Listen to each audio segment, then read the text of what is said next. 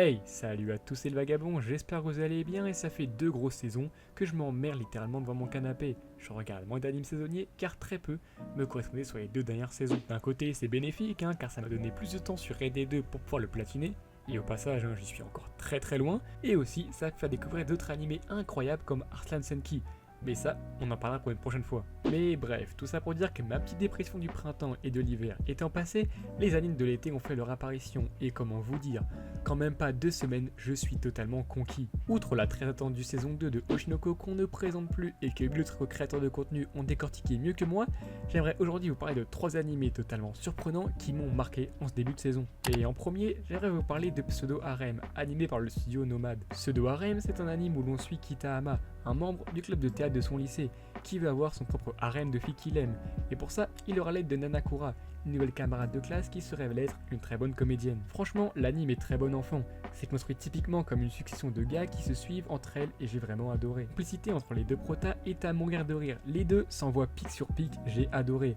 L'anime m'a un peu rappelé le prêt de Tonikawa saison 1, avec 2 persos principaux très mignons qu'on adore suivre dans leur quotidien. Et ça, vous en doutez, l'anime est drôle, on ne voit absolument pas le temps passer, et rien que pour ce duo immanquable, vous devez ne pas louper cet animé cette saison.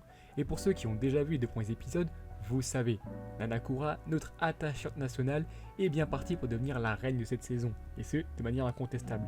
T'es dans mon cœur, sache-le. Au passage, les éditions Chachato, qui éditent le manga en France, ont liké mon premier tweet qui parlait de l'épisode 1. Les gars, si vous voulez faire une collaboration et m'envoyer les tomes, c'est quand vous voulez, moi je suis totalement chaud.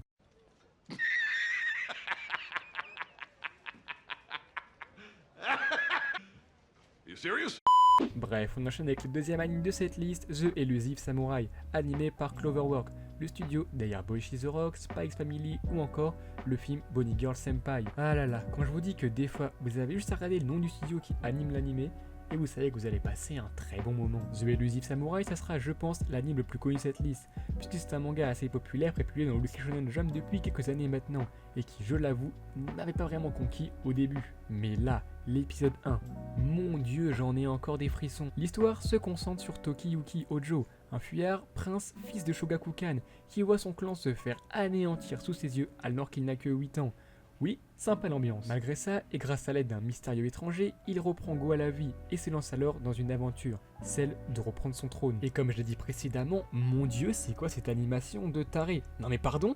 C'était ultra fluide, combiné à une direction artistique vraiment insane. Non mais vraiment, The Elusive Samurai, je demande pardon. En manga, si je n'avais pas accroché, c'était un peu à cause du ton et des personnages. Et le voilà quelques années après que grâce au travail acharné de Cloverworks, me voilà réconcilié avec l'œuvre, et ce sur tellement d'aspects. Que ce soit en termes de rythme, l'ajout des seiyuu qui y joue forcément un rôle, et surtout, évidemment, l'animation.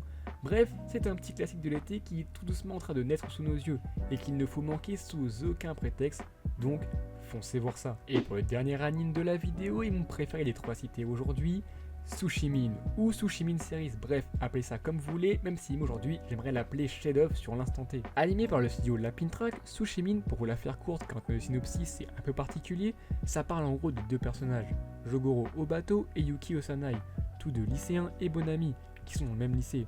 Tous 2 souhaitent vivre une scolarité paisible, mais des événements mystérieux les forcent à agir. Déjà, comment parler de l'animé sans évoquer son style musical, sa façon de filmer ou encore les chara-design des personnages juste parfaits.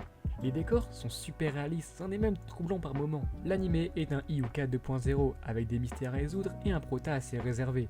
L'ambiance générale de l'œuvre est très prenante et surtout, les expressions faciales des persos durant les phases d'enquête sont super travaillées, ce qui aide à l'immersion, vous l'imaginez bien. En tant que grand fan de Iuka qui est top 10 de mes animés préférés, je suis entièrement sous le charme de ce Tsushimi Series. C'est rafraîchissant dans sa mise en scène, dans ses idées de réalisation, sans parler que l'OP est mon préféré de la saison et de très loin. Bref, j'ai adoré l'animé comme vous l'aurez compris et je vous recommande 1000 fois de le voir si ce n'est pas déjà fait, car pour moi c'est LA pépite de la saison à ne pas manquer. Et bah voilà les vagabonds, cette vidéo arrive à son terme, j'espère qu'elle vous aura plu, c'est le cas, un petit like pour me le faire savoir et un commentaire, ça fait toujours plaisir. Quant à moi, je donne rendez-vous en fin août pour une bonne vidéo sur Arslan Senki. Bref, suivez-moi sur Twitter pour ne rien manquer. C'était Hut le Vagabond, et je vous dis, oh yo!